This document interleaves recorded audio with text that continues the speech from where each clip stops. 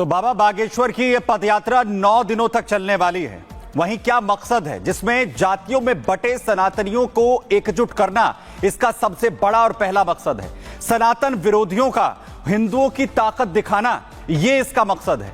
वहीं हिंदू राष्ट्र की मांग के लिए हिंदुओं को, सनातनियों को तैयार करना, सरकार के सामने सनातन बोर्ड की मांग उठाना और लव जिहाद, लैंड जिहाद के खिलाफ हिंदुओं को जागरूक करना भी इस पदयात्रा का मकसद है, जिसके लिए पंडित धीरेंद्र शास्त्री ये पदयात्रा इस वक्त निकालते हुए नजर आ रहे हैं। तमाम जो मुद्दे हैं, सनातनियों को जगाना है, जो बटे हुए हैं उन्हें एकजुट करना है। इसके जरिए बाबा बागेश्वर इस बड़े लक्ष्य को लेकर इस यात्रा के साथ जो है वो आगे बढ़ रहे हैं और 9 दिनों तक तमाम सनातनियों के बीच बाबा पहुंचेंगे और 160 किलोमीटर का जो पूरा रूट है वो तय किया जाएगा। 9 दिनों तक लगातार चल जातियों बटे सनातनियों को एकजुट करने की कोशिश जो है वो बाबा बागेश्वर यहां पर करेंगे।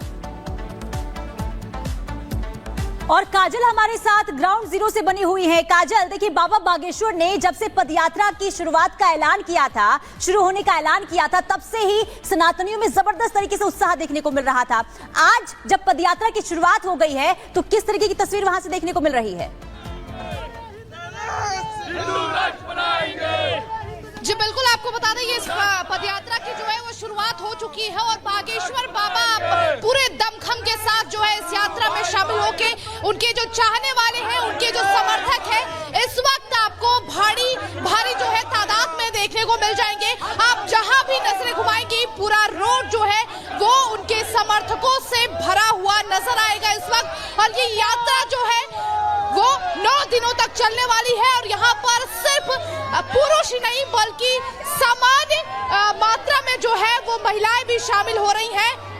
आपको इस भीड़ को देखकर आप अंदाजा लगा सकते हैं कि किस तरीके से लोगों में बाबा बागेश्वर का क्रेज है कि लोग अपने हाथों में तख्तियां लेकर और लगातार उनके साथ चल रहे हैं, क्योंकि बागेश्वर बाबा का एक ही आह्वान है कि हिंदू एकता को बढ़ाना है, सभी हिंदुओं को एकजुट करना है, जात पात सब खत्म करके और हिंदू एकता को दिखाना है, हिंदुओं को संगठित करना है। इस वक्त ये तस्वीरें आप देख रहे हैं बागेश्वर धाम सरकार की ये जो यात्रा है, हिंदू जोड़ो यात्रा, जहां पर बच्चे, बुजुर्ग, महिलाएं, पुरुष, हर कोई आपको इस यात्रा में शामिल होता हुआ नजर आएगा। इसके साथ ही आपको बता दें कि सुरक्षा के भी कड़े इंतजाम किए गए हैं, चाहे वो मेडिकल की बात की जाए और चाहे वो सुरक्षा को लेकर बात की जाए, सभी तरह का पूरा ख्याल रखा गया है।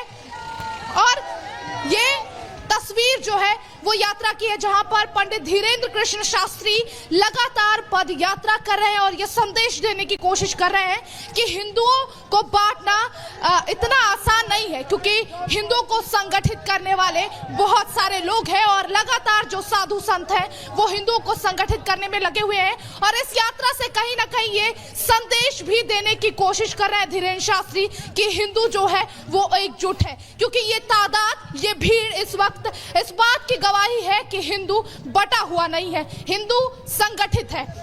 लगातार आप इस पूरे रोड को देखेंगे तो ये पूरी तरह से आपको जनसैलाब जनता का जो है और बागेश्वर बाबा का जो जनसैलाब है, समर्थक जो है वो पूरी तरह से इस रोड पर आपको नजर आएंगे, क्योंकि यहाँ पर बागेश्वर बाबा ने एक आह्वान किया है कि हिंदुओं को संगठित करना है और हिंदुओं को साथ लाना है, जात पात को पूरी तरह से खत्म करना है। इस वक्त ये तस्वीरें बागेश्वर धाम की है जहां पर पंडित धीरेंद्र कृष्ण शास्त्री अपने समर्थकों के साथ पैदल यात्रा कर रहे हैं, क्योंकि 9 दिनों की ये यात्रा है। बिल्कुल काजल, आप बहुत ही शानदार तरीके से एक तस्वीर दिखा रही हैं और बता रही हैं आपके पास वापस लौटेंगे, लेकिन इसी बीच अपने दर्शकों को बता दें, पंडित धीरेंद्र शास्त्री ने साफ तौर पर एक बड़ा संदेश ये दिया है कि जब मंदिरों में आरती होती है, मस्जिदों में अजान होती है, तो उसके बाद एक राष्ट्रगीत होना चाहिए, एक देशभक्ति का गीत होना चाहिए, जिससे पता चले कि आखिर असल में देशभक्त कौन है और देशद्रोही कौन है। उनसे खास बातचीत की है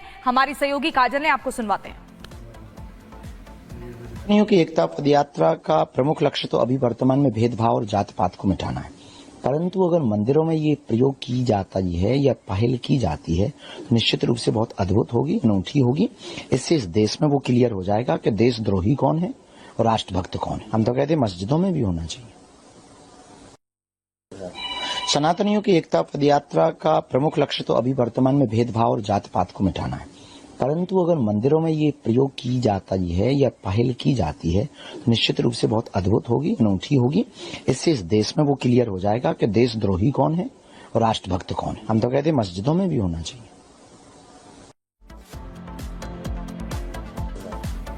तो पंडित धीरेन्द्र शास्त्री साफ तौर पर यह कहते हुए नजर आ रहे हैं कि देश को एकजुट करना है और लगातार जो सनातनी अलग अलग जातियों में बटे हुए हैं उन्हें एकजुट करना मकसद है। एक बार फिर से जो हमारे सहयोगी का यहां पर रुख करेंगे, काजल हमारे साथ लगातार बनी हुई है पदयात्रा से।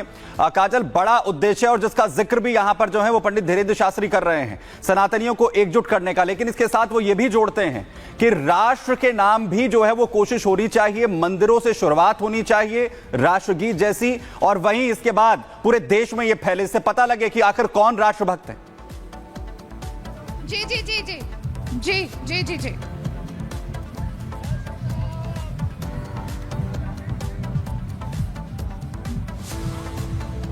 जी बिल्कुल, आपको बता दें कि यात्रा जो है वो पूरी तरह से चल रही है, और क्योंकि आगे सनातनी जो है बागेश्वर धाम के जो समर्थक है वो आगे चल रहे हैं, और ये यात्रा काफी लंबी है क्योंकि पूरा रोड आप देखेंगे तो जो भक्त हैं वो पूरी तरह से आपको पूरे रोड पर नजर आएंगे। और बागेश्वर धाम ने साफ शब्दों में ये कहा है कि हिंदुओं को एकजुट करना है, क्योंकि कल भी उन्होंने ये संदेश दिया है कि हिंदुओं को एकजुट करना है, और जिसका ज़मीर जिंदा है वो इस यात्रा में शामिल होगा। तो इस यात्रा में सिर्फ आप बुजुर्ग और पुरुष को नहीं बल्कि महिलाओं को भी और जो युवा है वो भी इस यात्रा में शामिल होते हुए नजर आ रहे हैं। कुछ लोगों से बात करेंगे, क्या कुछ कहना चाहेंगे?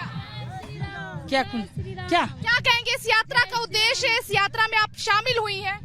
ये यात्रा में हम लोग शामिल होने का अर्थ क्या है ना, जैसे हम लोग नेपाल से हैं और नेपाल से हम आए हुए हैं अपने हिंदू राष्ट्र सफल करने के लिए, और हम लोग का उद्देश्य ही वही है। हिंदू राष्ट्र बनाना चाहती है। नेपाल से आई हैं आप? नहीं, हम तो बिहार गया से आए हैं। गया से आई हैं? हाँ जी जी जी जी जी। क्या उद्देश्य है इस यात्रा का? हिंदू राष्ट्र बनाना है, गुरुजी के साथ चलना है, गुरुजी का ये कार्य को सफल करना है। जी, सनातन विरोधियों को क्या कुछ संदेश देना चाहेंगी आप? सनातन विरोधियों को यही कहते हैं कि जो अपना पॉलिटिक्स करते हैं गुरुजी के प्रति उसको बंद करें। जी, तो देखिए यहाँ पर जो महिलाएं हैं वो भी दूर से चलकर यहाँ पर इस यात्रा में शामिल होने के लिए आई हैं। क्या कुछ कहना चाहेंगे, क्या कुछ संदेश देने की कोशिश करेंगे आप लोग? हमें हिंदू राष्ट्र चाहिए और कुछ नहीं चाहिए, हमें गुरुजी के साथ। हिंदू राष्ट्र क्यों चाहते हैं आप? जिससे हमारे देश का कल्याण हो और माँ बहन बेटियों के साथ जो गलत हो रहा है वो गलत ना हो, सब सुरक्षित हो और सब एक साथ हो, सब मिलकर चलें, हम यही चाहते हैं। इसलिए जय जय श्री राम। हम यही बोलना चाहते हैं, जात पात की करो विदाई, हम सब हिंदू भाई भाई जी जागरूक के लिए। यानी यहाँ पर जो युवा है वो भी बिल्कुल काजल, देखिए देश के अलग अलग राज्यों से आज इस पदयात्रा में लोग शामिल होने के लिए पहुंचे हैं। आपको ये भी बता दें कि 9 दिनों तक ये यात्रा जो है चलने वाली है और हर दिन 15 से 20 किलोमीटर तक यह यात्रा चलेगी। 21 नवंबर 2024 यानी कि आज से इस यात्रा की शुरुआत हुई है। बाबा बागेश्वर धाम से कादरी फार्मेसी कॉलेज ये यात्रा जाएगी, जहां पर आज रात्रि विश्राम होगा। इसके बाद दूसरे दिन यानी कि 22 नवंबर 2024 की बात करें तो कादरी फार्मेसी से एक बार फिर से इस यात्रा की शुरुआत होगी और इसके बाद पेप्टिक टाउन तक की यात्रा चलेगी, जो जिसका डिस्टेंस है वो 18 किलोमीटर का है। इसके अलावा तीसरे दिन यानी कि 23 नवंबर की बात करें तो यहां पर पेप्टिक टाउन से नौगांव शांति कॉलेज तक की यात्रा चलेगी। यानी कि एक जो प्लानिंग बनाई गई है, रणनीति बनाई गई है कि हर दिन हमें 15 से 20 किलोमीटर तक की यात्रा तय करनी है। उसी के मुताबिक चौथे दिन की बात करें यानी कि 24 नवंबर की तो शांति कॉलेज नौगांव से देवरी रेस्ट हाउस तक की यात्रा की जाएगी और वहां पर भी व्यापक इंतजाम किए गए हैं ताकि जो भारी तादाद में लोग पहुंचे हैं देश के अलग अलग राज्यों से, उन्हें किसी भी तरीके से कोई परेशानी ना हो। पांचवें दिन यानी कि 25 नवंबर की बात करें तो देवरी रेस्ट हाउस से एक बार फिर से यात्रा की शुरुआत होगी। इसके बाद ग्राम उदय से ये यात्रा जो है वहां पर पहुंचेगी और वहां पर भी रात्रि विश्राम को लेकर तमाम तरीके से इंतजाम किए गए हैं।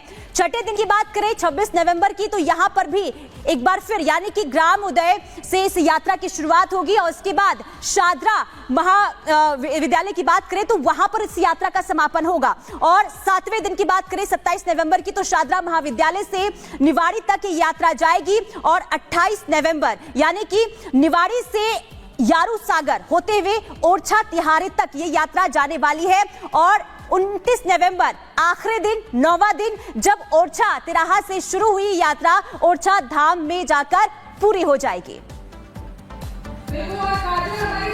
लगातार ग्राउंड जीरो से एक तस्वीर दर्शकों तक पहुंचा रही हैं और बता रही हैं कि दूर दूर तक यहाँ पर जो लोग जुटे हैं, दूर दराज से आए हैं और ये पता लग रहा है कि हिंदू बटा नहीं है।